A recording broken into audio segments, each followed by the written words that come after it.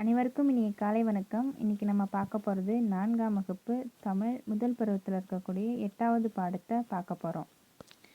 பாடத்தின் பெயர் விடியும் வேலை. அதாவது இந்த பாடம் நமக்கு எதுக்காக கொடுத்துருக்காங்க அப்படின்னா, நம்மளுடைய நம்ம பேசும்போது எழுத்து பிழையெல்லாம் இல்லாமல் பேசணும் அப்படின்றதுனால நமக்கு ப்ராக்டிஸ்க்காக கொடுப்பாங்க இல்லையா, அது மாதிரி லெசன் தான் இது. இப்போ நம்ம பாடத்துக்கு போகலாம். ஒரு வாட்டி படிக்கிறேன், கேளுங்க. மன்னவனூர் ஓர் அழகான மலை கிராமம். இனிய காலை வேளை. மழை பெய்து ஓய்ந்திருந்தது. சாலையில் அங்கும் இங்குமாக தண்ணீர் நின்றிருந்தது. மரங்கள் நனைந்து கிளைகளும் இலைகளும் நீர்த்திவலைகளும் தெரிந்தன. பஞ்சு பொதிகள் போன்ற மேகக்கூட்டங்கள் வளைந்து நெளிந்து செல்லும் பாதையை மறைத்து மிதந்துபடி சென்றன. பச்சை பசேல் என்ற வயல்வெளிகளில் சிலுசிலுப்பான காற்று கூடவே எழுந்தது. அதாவது மன்னவனூர் அப்படின்ற ஒரு அழகான மலை கிராமம் இருந்ததாம். அதில் காலையில் இனிய காலை வேளையில் மழை பெஞ்சிட்டு இருந்ததாம். அப்போது சாலையில் நம்ம நடக்கிற ரோடு இருக்கு இல்லையா, அங்கே தண்ணீர் நிறையா நின்றுட்டுருக்கும். இப்போ நம்ம மழை பெஞ்சு அப்படி இருக்கும், ரோடு ஃபுல்லாக தண்ணியாக இருக்கும் இல்லையா, அது மாதிரி இருந்ததாம். அப்போது மரங்கள் இப்போ மழை பெஞ்சா மரங்கள்லாம் எப்படி இருக்கும், அதில் தண்ணி கொட்டும் இல்லையா. நிறைய படத்துலலாம் பார்த்துருப்போம். இப்போ சின்ன பிள்ளைங்களாம் நம்ம விளையாடி இருப்போம் இல்லையா. யாராவது நம்ம ஃப்ரெண்ட்ஸை நிற்க வச்சுட்டு அவங்கள என்ன பண்ணுவோம், அவங்களுக்கு தெரியாமல் அந்த கிளையை ஆட்டும்போது அந்த தண்ணி நம்ம மேலே படும் இல்லையா, அது ஜில்லு ஜில்லுன்னு இருக்கும் இல்லையா, அதை தான் இங்கே சொல்லியிருக்காங்க. அது மட்டும் இல்லாமல் பஞ்சு பொதிகள் போன்ற மேகக்கூட்டங்கள் வளைந்து நெளிந்து செல்லும் பாதையை மறைத்து மிதந்தபடி சென்றன. அதாவது பஞ்சு பொதி அப்படின்றால் மூட்டை சொல்லுவாங்க. பஞ்சு மூட்டைகள் போல மேகம் இருக்கு இல்லையா, மேகக்கூட்டங்கள் வளைஞ்சு நெளிஞ்சு நம்ம போகிற பாதையை மறைத்து மிதந்தபடி சென்றன. பாதை இருக்கும் இல்லையா, அதை மறைச்சபடியாக மேலே என்ன போயிட்டுருக்கான். பச்சை பசேல் என்ற வயல்வெளிகளில் சிலுசிலுப்பான காற்று கூடவே எழுந்தது. அதாவது பச்சை பசேல் நம்ம வயல்வெளிகள்லாம் இருக்கும் இல்லையா, இங்கே இருக்குது பாருங்கள். பச்சை பசேல் அப்படின்ற அந்த வயல்வெளியில் சிலுசிலுப்பான காற்றும் கூடவே வருது அப்படின்னு சொல்லியிருக்காங்க. அடுத்த பேராகிராஃப் பாருங்கள். பனை ஓலை வேய்ந்த குடிசையில் நெற்றியில் வட்ட நிலா போல சிவப்பாக குங்கும பொட்டு வைத்த அம்மா அறிவுமதி விறகு அடுப்பில் சமைத்து கொண்டிருந்தாள். கருத்த மண் சட்டியில் வெள்ளை வெளியேறென வரகரிசி சோறு கொதித்து கொண்டிருந்தது. கொடி அடுப்பில் மஞ்சளாக பருப்பு மணமிக்க பூண்டுடன் வெந்து கொண்டிருந்தது. அதாவது என்னவா, பனை ஓலை வேய்ந்த குடிசையில், பனை ஓலை குடிசையை நம்ம பார்த்துருப்போம் இல்லையா, அந்த குடிசையில் நெற்றியில் வட்ட நிலா, நம்ம அம்மாவுடைய நெற்றியில் வட்ட நிலா போல் சிவப்பாக குங்குமம் வச்சிட்டு இருந்தாங்களாம். குங்குமம் போட்டு யார் வச்சுருந்தா, அந்த பசங்களோட அம்மா வச்சுட்டு இருந்தாங்க. அவங்க பேர் அறிவுமதி. அவங்க என்ன பண்ணுறாங்க, விறகு அடுப்பில் சமையல் செஞ்சிட்ருக்காங்க. அதாவது எப்படி பண்ணுறாங்க பாரு. கருத்த மண் சட்டியில் வெள்ளை வெளியேறென வரகரிசி சோறு கொதித்து கொண்டிருந்தது. கருத்த மண் சட்டி, நம்ம இப்போ என்ன பண்ணுறோம், நம்ம தான் இப்போ சில்வர் பாத்திரம் அதெல்லாம் வாங்குகிறோம் இல்லையா. அப்போ முன்னாடிலாம் என்ன பண்ணுவாங்க, ரொம்ப கிராமமாக இருக்கும் இல்லையா, அந்த இடத்துல மண் சட்டி இருக்கு இல்லையா, அந்த சட்டியில் தான் சமைப்பாங்க. அந்த சட்டியில் என்ன பண்ணுறாங்க பாருங்கள், வெள்ளை வெளியேறன வரகரிசி சோறு, வரகரிசி கேள்விப்பட்டிருப்போம் இல்லையா, அதை வச்சு சாப்பாடு செய்கிறாங்க. கொடி அடுப்பில் மஞ்சளாக பருப்பு மணமிக்க பூண்டுடன் வெந்து கொண்டிருந்தது. கொடி அடுப்பு அப்படின்னா ரெட்டை அடுப்பு சொல்லுவோம் இல்லைங்களா, மண்ணால் செய்வாங்க அந்த அடுப்பு.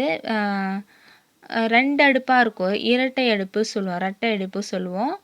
அந்த அடுப்பில் மஞ்சளாக பருப்பு மணமிக்க பூண்டுடன் வெந்து கொண்டிருந்தது. அதாவது பருப்பு இருக்கு இல்லையா, மஞ்சளாக பருப்புடன் அந்த மணமிக்க பூண்டுடன் என்ன பண்ணிகிட்ருக்கு, வெந்துட்டுருக்கு அப்படின்னு சொல்லியிருக்காங்க. அடுத்தது, வதக்கிய பசுமையான பிரண்டை துவையலை அம்மியில் அரைத்து கொண்டே அடுப்பையும் கவனித்து கொண்டிருந்தாள் அறிவுமதி.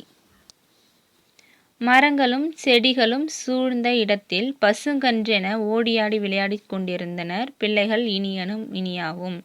அதாவது என்னவா, வதக்கிய பசுமையான பிரண்டை நம்ம கேள்விப்பட்டிருப்போம் இல்லையா, பிரண்டை செடி, அந்த இதில் பிரண்டை துவையல் அம்மியில் அரைச்சிட்ருக்காங்க. அரைச்சிக்கிட்டே அடுப்பையும் பார்த்துக்கிட்டே இருக்காங்க. யார், அறிவுமதி.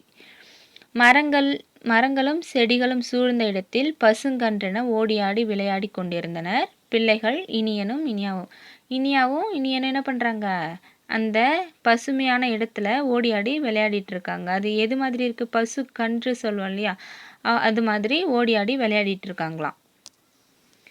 அடுத்து, அன்பு மேலிட தமது பிள்ளைகளை அழைத்தாள் அம்மா. பள்ளிக்கு செல்ல தங்களை ஆயப்படுத்தி கொண்டனர் பிள்ளைகள். அதாவது என்னவா, அன்பு மேலிட அவங்க பிள்ளைகளை கூப்பிடுறாங்க, அன்பாக கூப்பிடுறாங்க. யார், அம்மா கூப்பிடுறாங்க. ஸ்கூலுக்கு போகிறதுக்கு ஆயத்தப்படுத்தி கொண்டனர். ஆயத்தப்படுத்தினா தயாராகிட்டுருக்காங்க. சரிங்களா. பசுஞ்சான மெழுகிய தரையில் மனைப்பலகையில் அமர்ந்து துளிரென தலைவாழை இலையை விரித்து நீர் தெளித்து அதில் சுட சுட வரகரிசி சோறிட்டு ஆவி பறக்கும் பருப்பு கடையலை ஊற்றினாள் அம்மா. துணையாக தொட்டுக்க சுவைக்க சுல்லென்ற பிரண்டை துவையலும் வைத்தாள். அதாவது என்னவா, பசும் சாணம் மெழுகிய, முன்னாடிலாம் என்ன பண்ணுவாங்க, இப்போ தான் சிமெண்ட்டு டைல்ஸ் எல்லாம் போடுறாங்க இல்லையா, அப்போல்லாம் என்ன ஆகுது, கூரை வீட்டில் தரையில் என்ன பண்ணுவாங்க அப்படின்னா, சாணம் இருக்கு இல்லையா, மாட்டு சாணம் இருக்கு இல்லையா, அதை என்ன பண்ணுவாங்க அப்படின்னா கரைச்சி மெழுகி விடுவாங்க. வீடு ஃபுல்லாக மெழுகி விடுவாங்க. அதில் என்ன பண்ணிகிட்ருக்காங்க, பலகை இருக்கு இல்லையா, அதை போட்டு உட்கார வச்சு பசங்களை உட்கார வச்சு தலைவாழை இலையை, இப்போ நம்ம என்ன பண்ணுவோம், பிளேட்டு தான் யூஸ் பண்ணுவோம். அவங்களாம் என்ன பண்ணுவாங்க, அப்போல்லாம் வாழை இலை இருக்கு இல்லையா, அதை தான் யூஸ் பண்ணிட்டு வருவாங்க. வாழை இலையை விரித்து நீர் தெளித்து அதில் சுட சுட என்ன பண்ணுறாங்க, வரகரிசி சோறு போட்டு அதுக்கப்புறம் ஆவி பறக்கும் பருப்பு கடையல் செஞ்சாங்களே, அதையும் ஊற்றி சாப்பிட்றதுக்கு ஆரம்பிக்கிறாங்க. அதுக்கு தொட்டுக்கிறதுக்காக என்ன பண்ணுறாங்க அப்படின்னா, சுல்லென்ற பிரண்டை செஞ்சாங்களே, அந்த துவையலை வைக்கிறாங்க. அடுத்தது, நாக்கு சப்பு கொட்ட பிள்ளைகள் விரும்பி உண்டனர். பின்னர் தாயிடம் விடை பெற்று பள்ளிக்கு துள்ளி குதித்து ஓடினர். வாய்க்காலும் மரப்பும் நிறைந்த வயலில் வேலை செய்து கொண்டிருந்த கணவனுக்கு உணவளிக்க களையத்தில் சோறுடன் அம்பென விரைந்தாள் அறிவுமதி. இனிமையான காலை பொழுது இப்படியாக கழிந்தது. அதாவது என்னவா, அந்த பசங்க எப்படி சாப்பிட்டாங்க, நாக்கு சப்பு கொட்ட நல்லா ருசித்து சாப்பிட்றாங்க. அந்த பிள்ளைகள் ருசித்து சாப்பிட்டு என்ன பண்ணுறாங்க, அம்மா கிட்ட சொல்லிட்டு ஸ்கூலுக்கு துள்ளி குதித்து ஓடிட்டாங்க. அதுக்கப்புறம் என்ன பண்ணுறாங்க, அறிவுமதி என்ன பண்ணுறாங்க அப்படின்னா, வாய்க்காலும் மரப்பும் நிறைந்த வயலில், நிறைய வயல்லாம் இருக்கு இல்லையா, அங்கே வேலை செஞ்சு கொண்டிருந்த அவங்க கணவன் இருக்கார் இல்லையா, அவங்களுக்கு சாப்பாடு கொடுக்கறதுக்காக களையத்தில் சோறுடன் அம்பென விரைந்தாள். அந்த சாப்பாட்டை எடுத்துக்கிட்டு சீக்கிரமாக போகிறாங்க அறிவுமதி. இனிமையான காலை பொழுது இப்படியாக கழிந்தது. அதோட என்ன பண்ணிச்சு, அந்த காலை பொழுது இனிமையாக முடிஞ்சிருச்சு. இப்போது இதோடைய வினாவிடையை பார்க்கலாம். படிப்போம் சிந்திப்போம். சரியான பலூன்களை எடுத்து பொருத்துக. இங்கே பாருங்கள், வேலை, பொதி, ஆயத்தப்படுத்துதல், துளிர், கொடி, அடுப்பு. இதை நம்ம பார்த்தோம் இல்லைங்களா. இப்போ இந்த பலூனோட சேர்த்து என்ன பண்ணும், ஒரு வேர்டை பொருத்தணும். சரிங்களா. வேலை என்றால் நேரம். அடுத்தது பொதி என்றால் மூட்டை.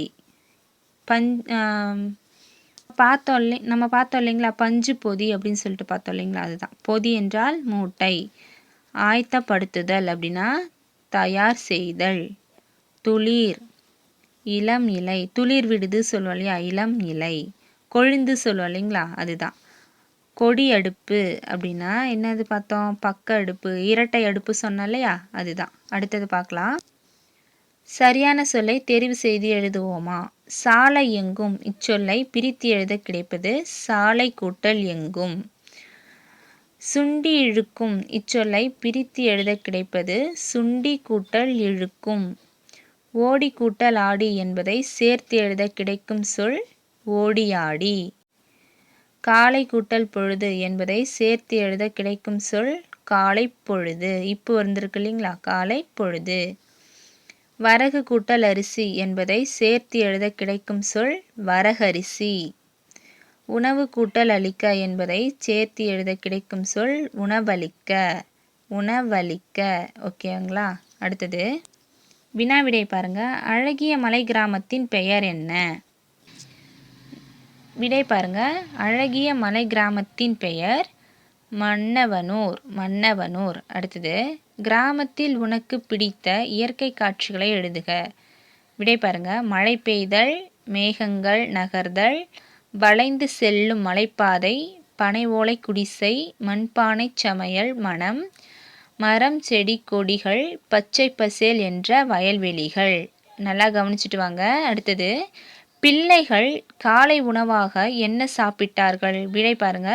பிள்ளைகள் காலை உணவாக வரகரிசி சோறும் பருப்பு கடையலும் பிரண்டை துவையலும் சாப்பிட்டனர். அடுத்தது, பாடப்பகுதியில் இடம்பெற்றுள்ள வருணனை சொற்களை எடுத்து எழுதுக. எடுத்துக்காட்டு என்ன கொடுத்துருக்கான்? பச்சை பசேல் என்ற வயல்வெளி.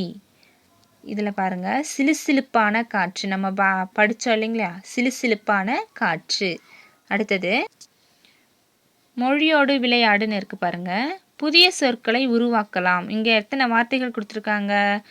என்னென்ன கொடுத்துருக்காங்க? மு, ந, இன், க, ரி, ந, இம், உ, இக். இந்த வார்த்தைகள்லாம் கொடுத்துருக்காங்க இல்லையா? இந்த வார்த்தையை வச்சு இங்கே நம்ம என்ன பண்ணோம்? புது புது வார்த்தைகளை உருவாக்கணும். நல்லா கவனிங்க. ஃபஸ்ட்டு என்ன கொடுத்துருக்கான்? நகம். ந, க, இம். நகம் கொடுத்துருக்காங்களா? அடுத்தது பாருங்கள், முகம். முகம். அடுத்தது நன்றி, கரி, கணம், கன்னம், ஊக்கம், ஊனம். எத்தனை வார்த்தைகள் இருக்குது? மொத்தமாக 8 வார்த்தைகள் இதில் கொடுத்துருக்காங்க. அதை நம்ம கண்டுபிடிச்சி எழுதணும் இல்லைங்களா? நான் எழுதி வச்சுருக்கேனா? இதே மாதிரி என்ன பண்ணோம்? புக்கில் நீங்கள் எழுதிக்கணும். நன்றிம்மா.